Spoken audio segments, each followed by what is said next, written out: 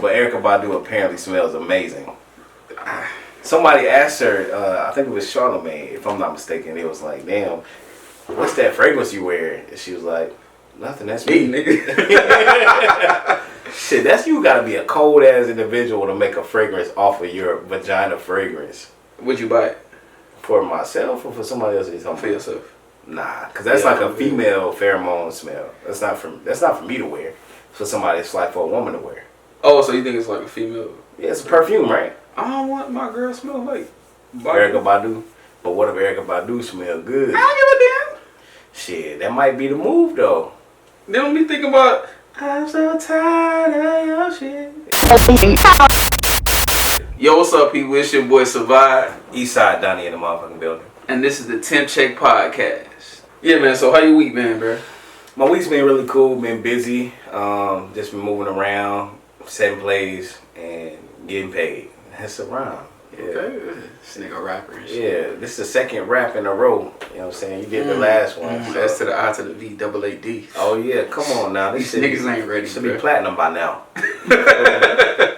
Speaking of rappers, Young and May was talking about how the balance of hip hop and R&B isn't balanced basically. She put out a tweet and was just saying that asking where the real R&B is and shit like that. And she was just saying it just seems like the world is more shifted to hip hop more so than R&B.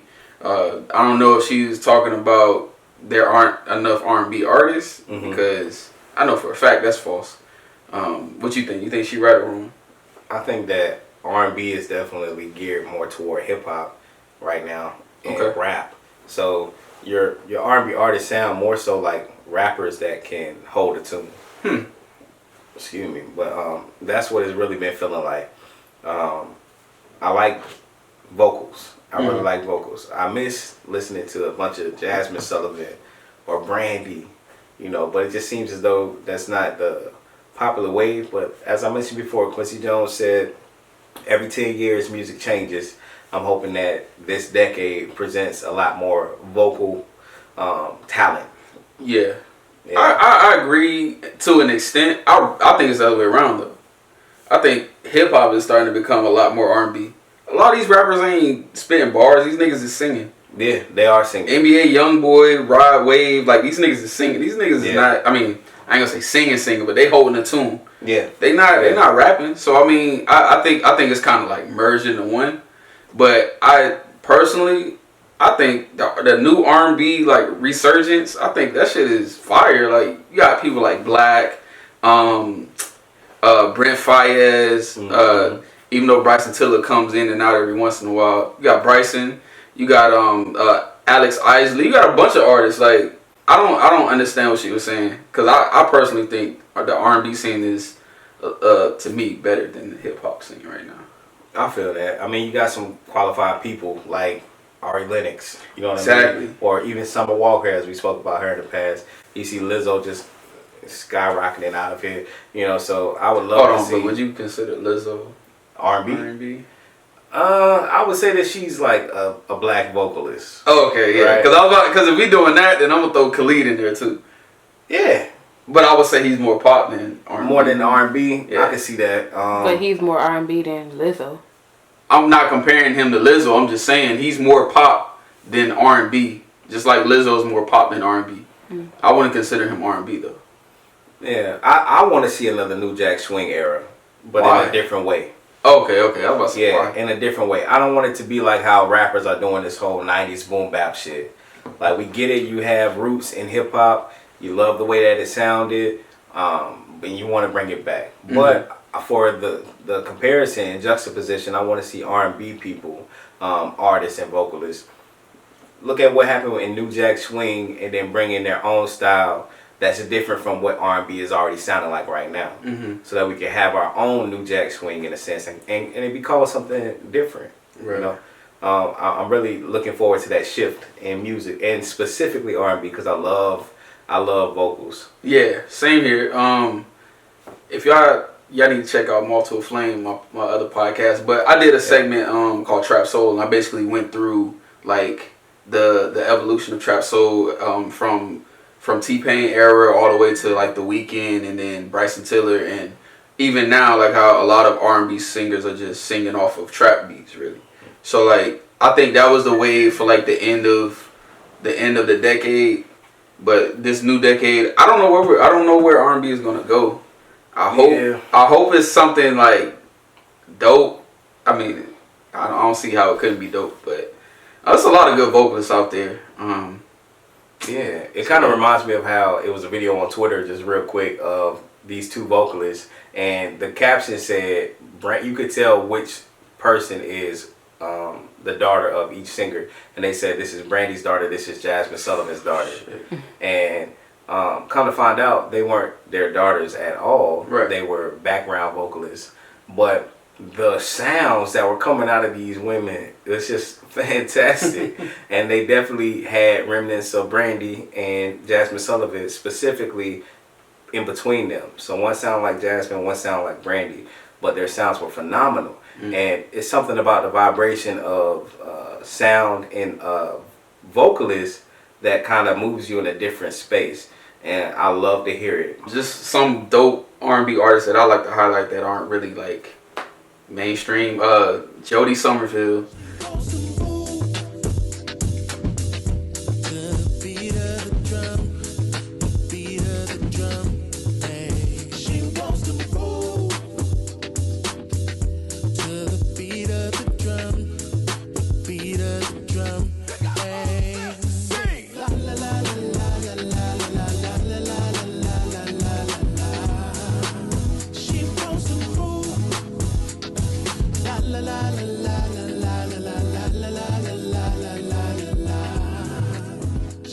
My boy Kev Keys.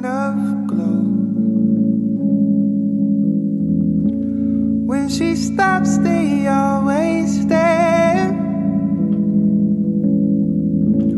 'cause her beauty's just that rare.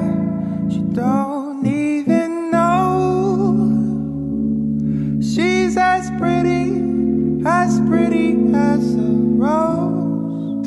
Jocelyn Hart, aka the camerawoman back there. Y'all give it up for.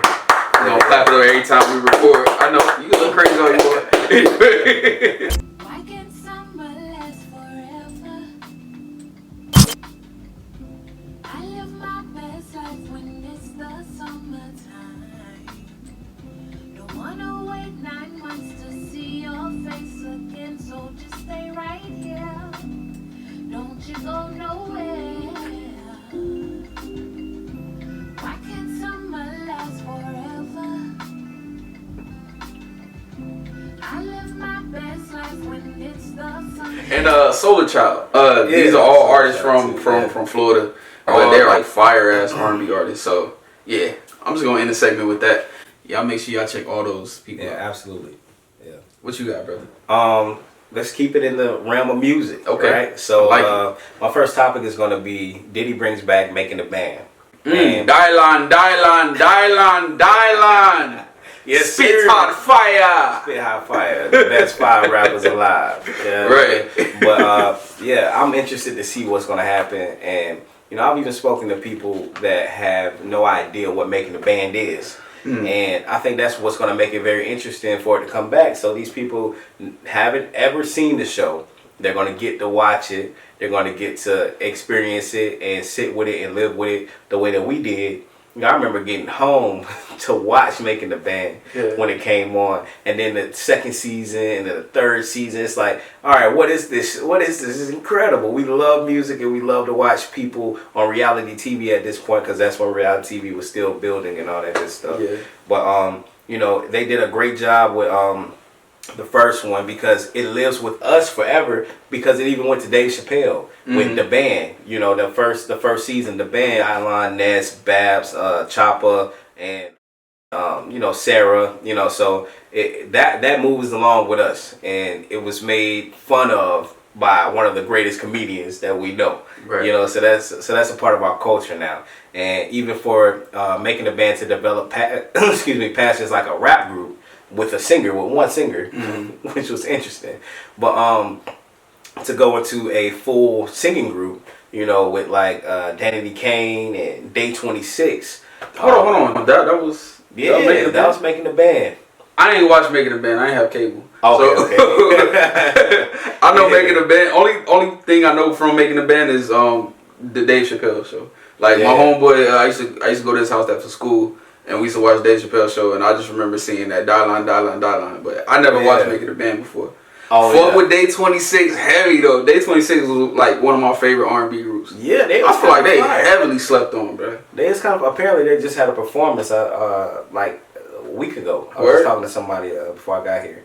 They just had a performance. Only 3 of them was there, but that's cool, man. Like it transcended. Like you didn't even watch the show, but you knew about it. You know, that's just the impact that it has, and that's the impact that Diddy has with whatever he does. Yeah. So do you think that it would have as much like clout around it as it did back in the day? Because like back in the day, that was the only show of its kind. But now you kind of got like that Jermaine Dupri show. I don't remember the name of it. Talking about the Rap Game. Yeah, that you got the other shit that's on Netflix. That D Smoke one. I can't remember the name of that. Talking about Rhythm and Flow. Rhythm and Flow. You got a bunch of different shows now. So do you think it's gonna be able to come in and just make a statement like it did back in the day? I think, well, it will. Only because it's Diddy.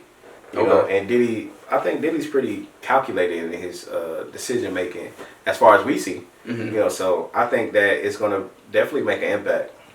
You know, now what the artists do after that, we don't know. Like, Making the Band, Danity Kane, Dawn went on to become a part of Diddy Dirty Money, and she became a writer for Diddy's Love camp. You No More. Yeah. I can't man, it's an R&B episode, bro. Yeah, R&B for sure. So I did want to talk about Harvey Weinstein because that's something that a lot of people are bringing up in conversation right now.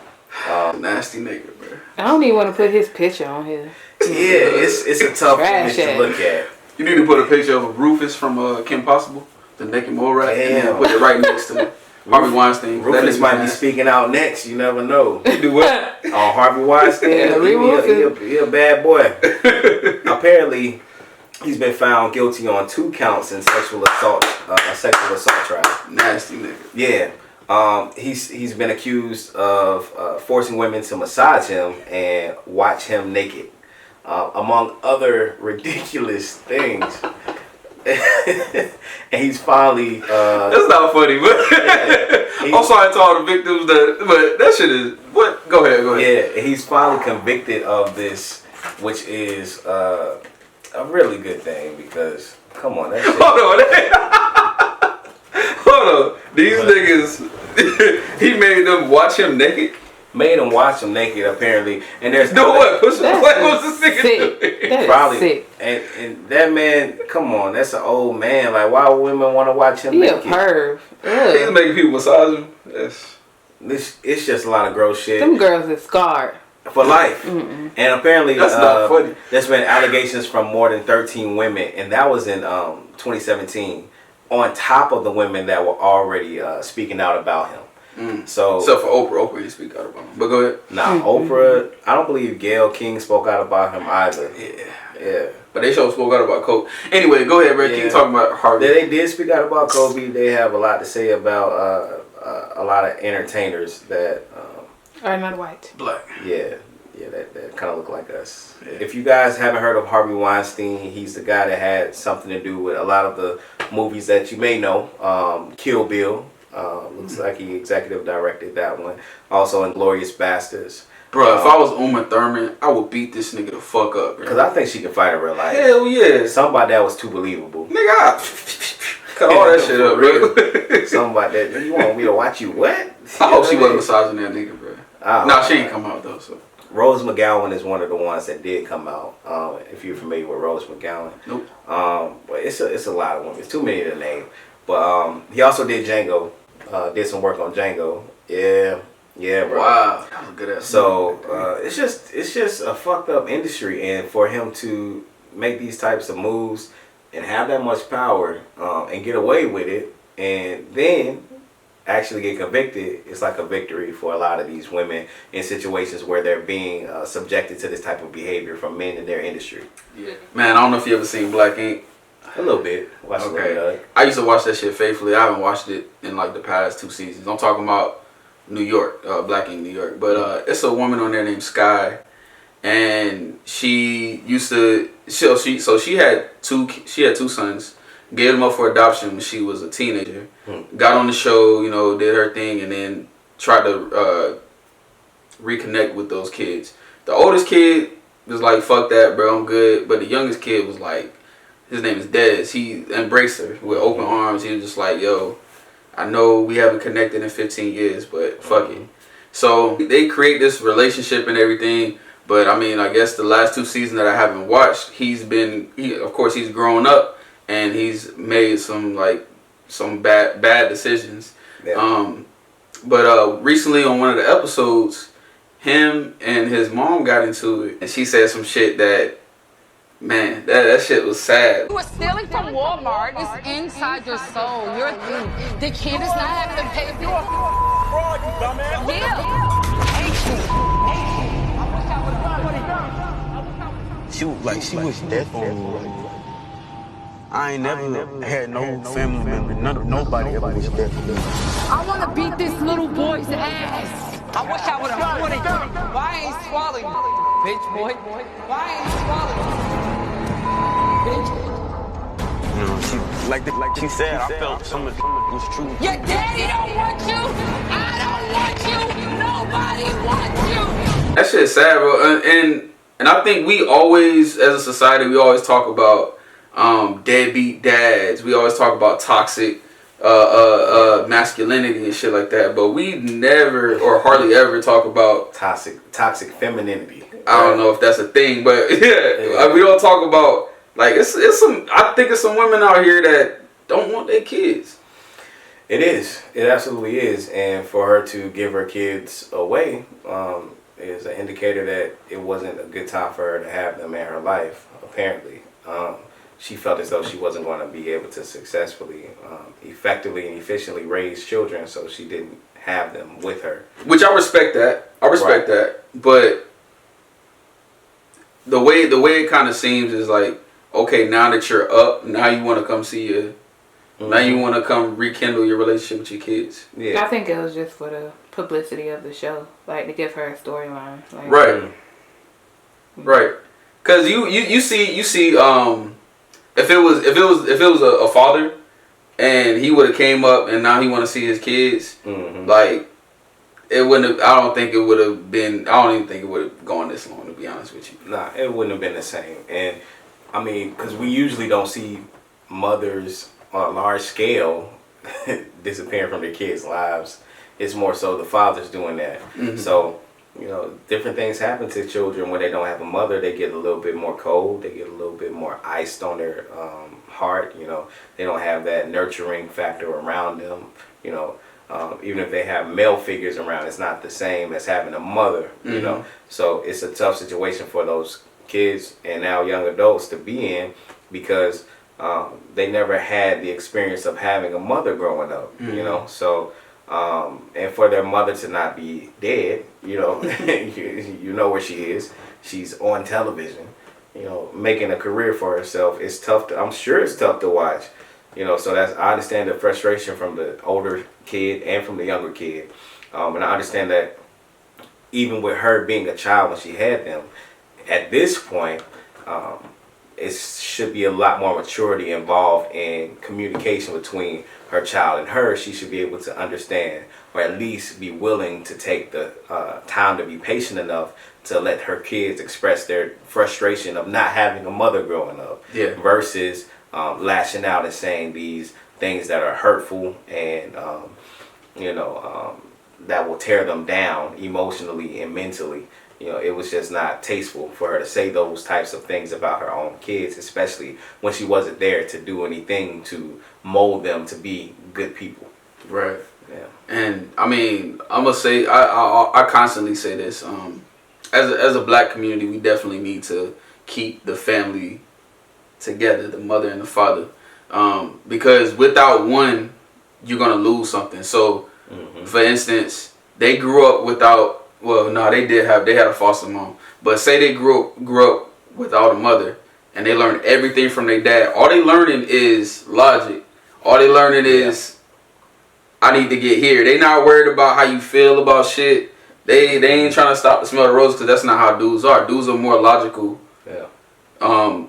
Versus if they would have grew up without a dad and they would just had a mom, they would have just grew up straight emotional, like no rationale. I wouldn't say no rationale, but just a more of a lack of rationale, a lack of like actually thinking before you do shit, because emotions make you do shit that isn't always rational. Right. So you definitely need to grow up with both parents in the household, or some type of mother figure if you have a father, like your grandma or something like that, or some type of father figure like a grandfather or an uncle or something like that. You definitely need both. I don't know what they call it, both energies in the house. Yeah, the female and the male energy. You need it. The feminine and the masculine. You need it. Otherwise, you'll be imbalanced. Facts. Shout out to all of the single moms out there that's y'all doing y'all thing, y'all grinding, y'all living for y'all kids. Absolutely. I fucks with y'all. Absolutely. What you got, man? Well, in the sense of communicating and getting with people to form a common cause, I have the power of networking. Okay. You can't make it alone. Right. So that's one of my themes. You absolutely cannot make it alone. And I'll speak from my personal experience. You know, when I was first here in Atlanta, I created a project, you know, album, full, color on digipack, casing when CDs were still kind of decent, you know what I mean? Yeah. Shrink wrap, barcode, all that good stuff. And I had production, which was all original, all that great stuff, producers, and it was a team effort, right? Now when I got to Tallahassee, I had to do everything on my own. And that was like the entire process, plus promotion.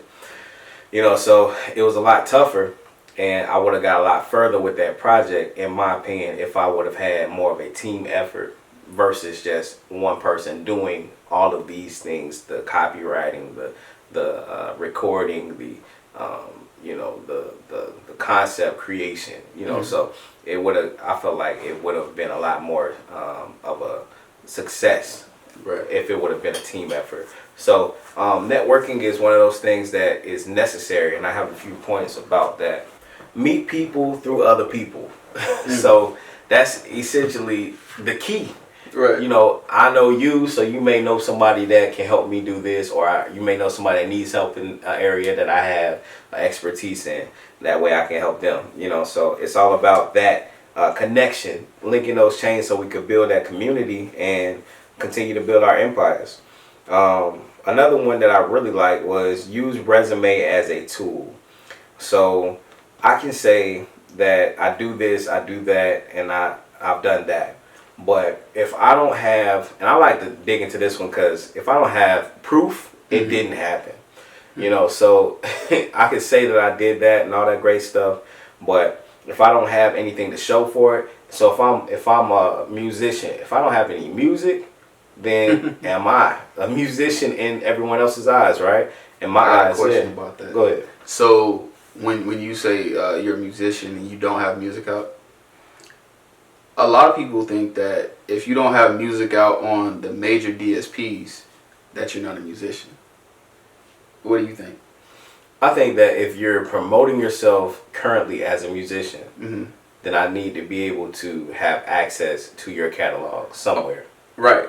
But when we talk about SoundCloud, when we talk about YouTube and Bandcamp, they aren't like major DSPs. Nah. So if I tell you, I'll check out my music on SoundCloud, I have music out. Yeah.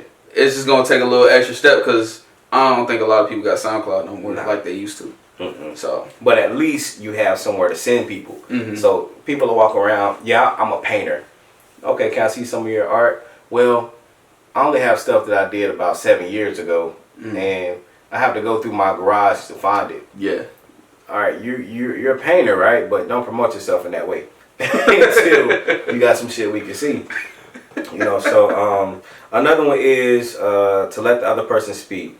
And I got all of these from this document that was pretty interesting, and I thought this was cool because one thing about letting other people speak, they let you know everything that you want to know.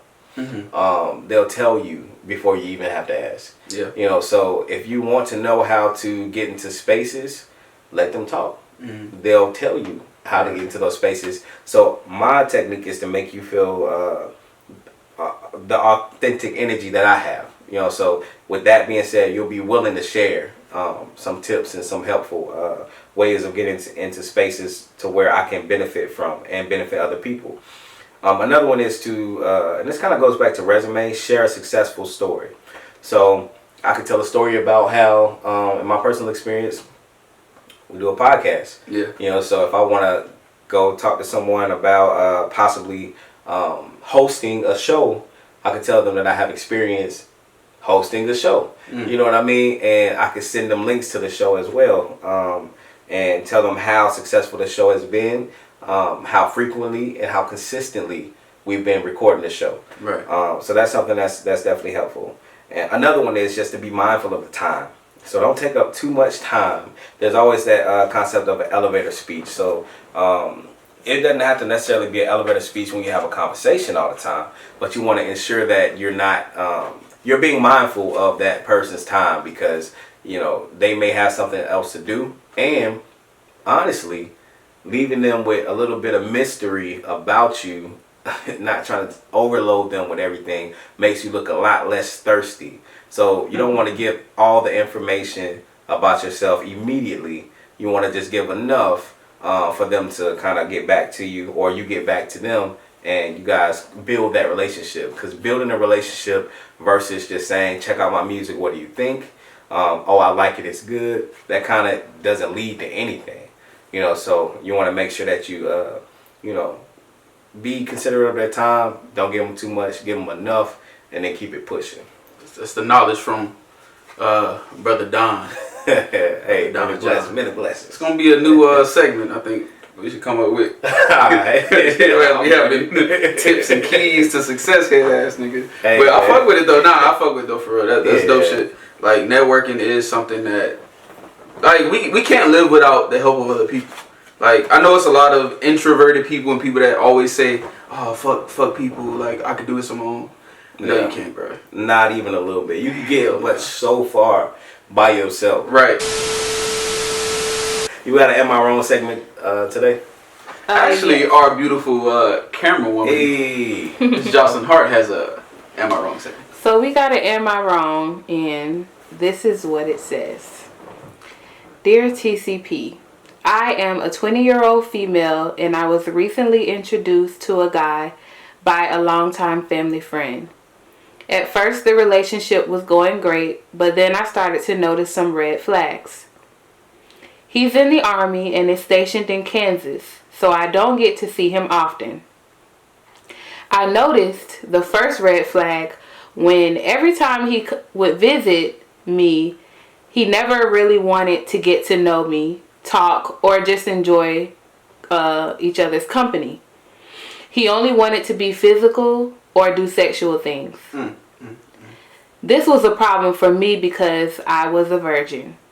Yes, I was a 20-year-old virgin. I told him I was a virgin and that I wanted to save myself for marriage. He said he completely understood, but honestly, it seemed like from then on, he would try and persuade me to have sex. Eventually, I gave in and gave him my virginity. He was telling me all the right things, telling me he loved me and he wanted to be with me forever. We even talked about moving to Kansas we even talked about me moving to Kansas with him. At this point, I feel like a complete fool, and I'm so upset with myself for giving him my virginity. I have two questions. One, do you think after I told him I was a virgin that he preyed on me in order to get my virginity?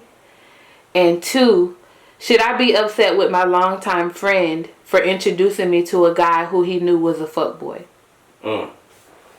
That's a good one now. That's a lot to unpack. Yeah. So I want to say first, thank you for writing in. I understand this is a difficult situation for you to be in, first and foremost.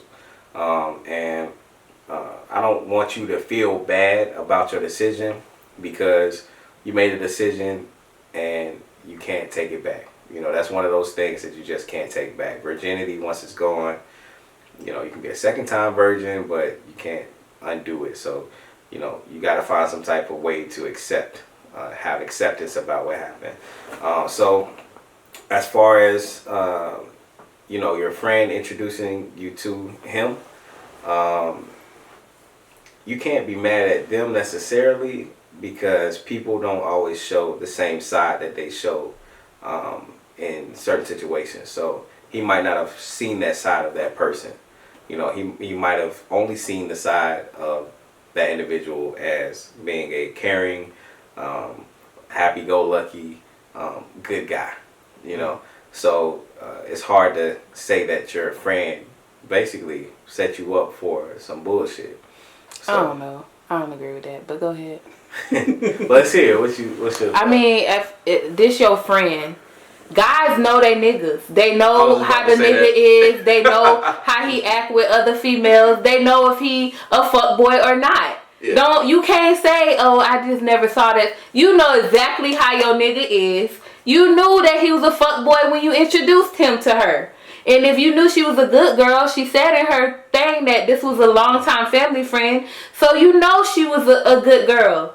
Why the fuck would you put her in this situation? Yeah, I feel that. But I don't think that, Am I Wrong really disclosed how long that guy knew that guy. You know, so that's what I'm basing it off of. But then why would you even introduce a girl to somebody that you don't even know? They might have mentioned some similar interests. And the guy might have just gotten to town. You know, we don't know. You know, so what I'll say is, if he did know that he was not a good person or a good fit for her, then that is fucked up. Absolutely fucked up.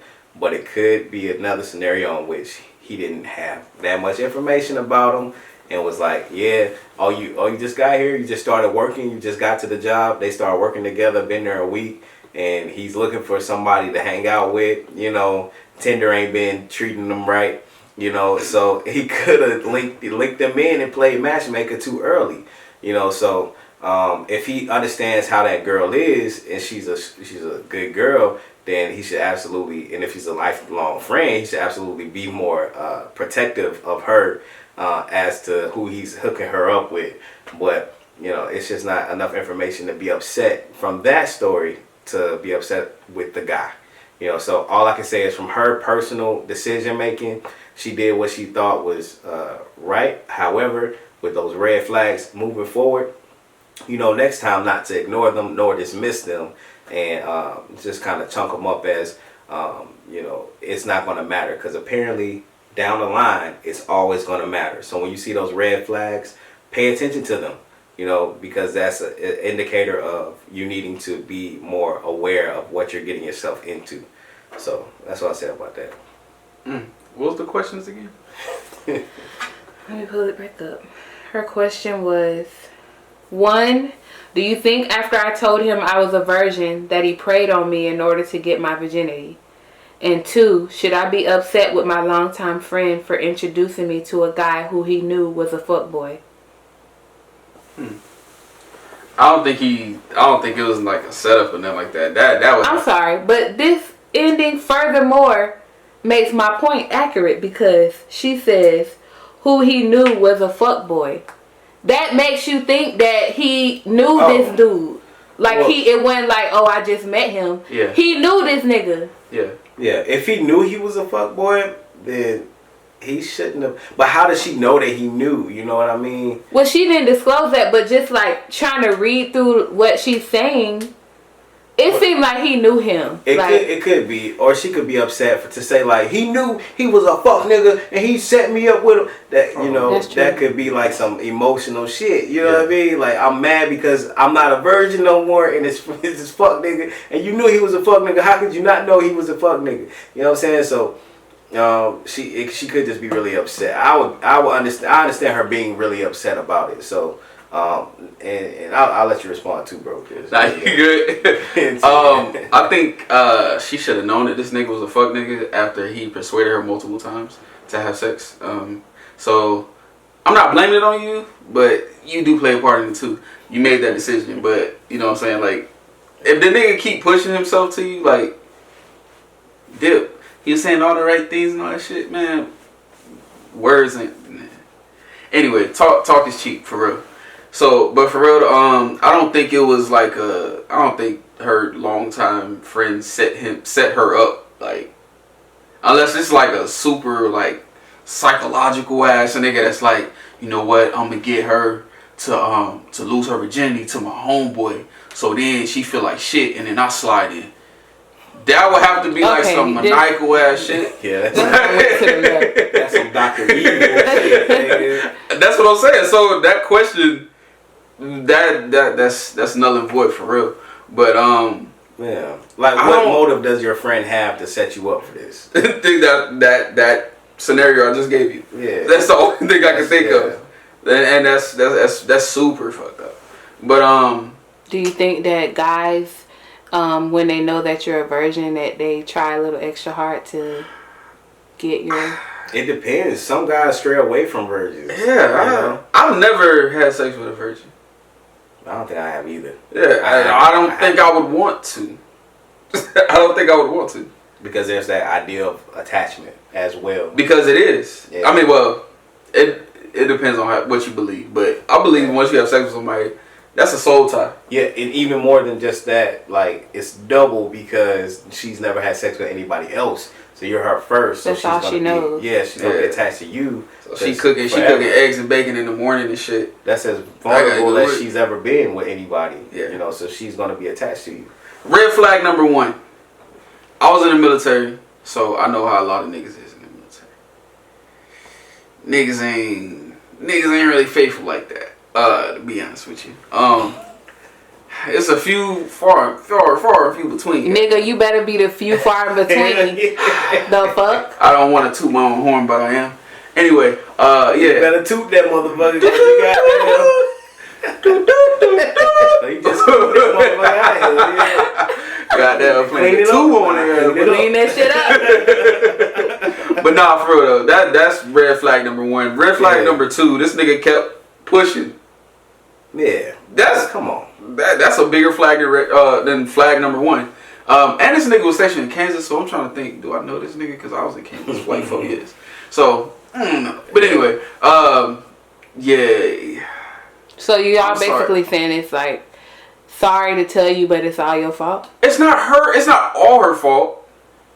She did make the decision. She did make the decision. And this nigga made the decision. It's just she has to learn from this. She has to really learn from this situation, regardless of who set you up with the person. You know, you gotta be able to have some type of discernment or awareness about the type of personalities that you're dealing with, and this is going to be a learning lesson for you. Yeah. Because you know you could have met him in line at a grocery store. And, you know, the clerk might have been taking too long on his items, and he turned around and started talking to you. What, are you going to blame the clerk for taking too long? Like, I was just about to say, so, like, this kind of the same, but not really. So, say you working at a job, your homeboy, you know he need a job. He ain't really that type of nigga, but he need a job, and your boss is like, oh, we hiring. You refer him to the boss. The boss hires him, and then he quits in 2 weeks. Right. Whose fault is that? Is that your fault? It does make. Not really. It makes me. The manager gonna look at your ass like you referred him. Yeah, that's true. But it's also the manager's fault for hiring him. Yeah, absolutely. Absolutely. It's also the manager. What it does, it puts. So you think she has no fault in this? No, I don't like that scenario. What you just said, because like everybody knows you put your best foot forward when you're trying to get a job. Like, okay, the manager, it could have been some things that he didn't see. That happens regularly with people that still got their job. I'm pretty sure after month 3 or 4, they start seeing a couple of things. And I'm sure this guy put his best foot forward in the beginning as well. I'm sure he did. He did. He clearly said all the right things. So I mean, whose fault is it? I think, to be honest, it's probably like 34% her fault. And then 33% split in between all, so that equals 100%. Yeah.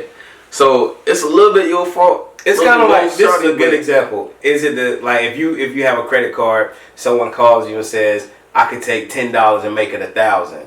I'm not doing that. And you do it. Is it the scammer's fault? If you lose money, right? Your fault. Right. That's a better example. Yeah. Well, whose fault is it? Honey, I will say, whoever you are, that a lot of time don't feel like you're alone, because a lot of women, most women, the person that they lose their virginity to is a learning lesson. So don't feel like I lost my virginity at 20, man. Don't feel like you're alone and that you lost your virginity. Bro, I was a late bloomer, goddamn, hell yeah. Late when you was in the army, bro? No. This was before I got in, but I was a late bloomer.